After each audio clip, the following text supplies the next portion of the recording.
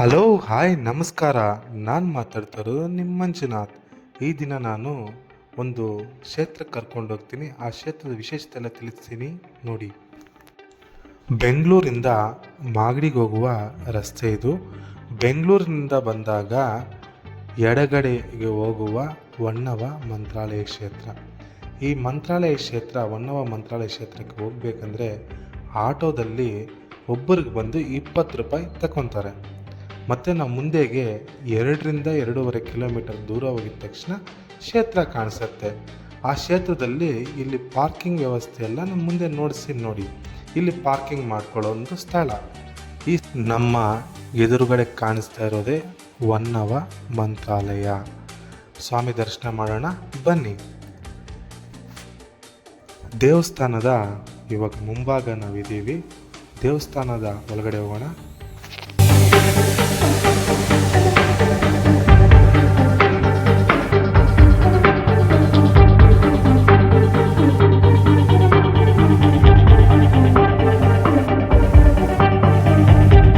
ಗುರುಗಳ ಆಶೀರ್ವಾದ ಪಡೆಯೋಣ. ಹೊನ್ನವ ಮಂತ್ರಾಲಯಕ್ಕೆ ಬಂದಿದ್ದೀವಿ. ರಾಘವೇಂದ್ರ ಸ್ವಾಮಿಯವರು ಕಾಣಿಸ್ತಾ ಇದ್ದಾರೆ. ಇವಾಗ ನಾವು ವಿಶೇಷತೆ ಎಲ್ಲ ತಿಳಿಯೋಣ.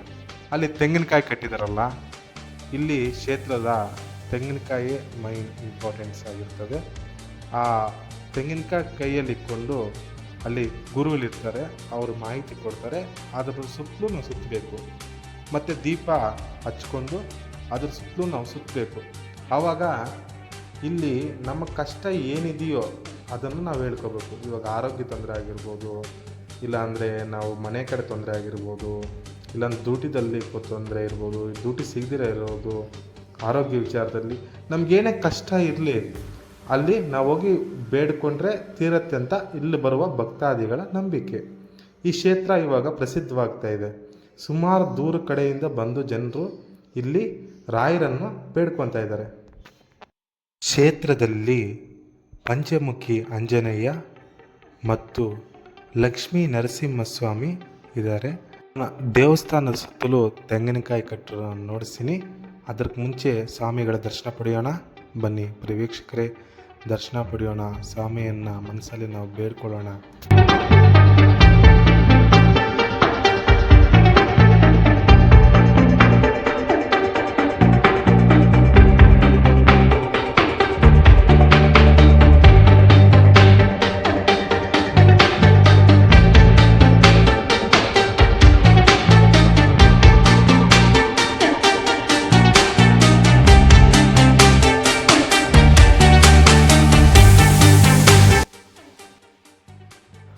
ಮಂತ್ರಾಕ್ಷತೆ ರಾಯರ ಒಂದು ಪವಾಡ ಅನ್ಬೋದು.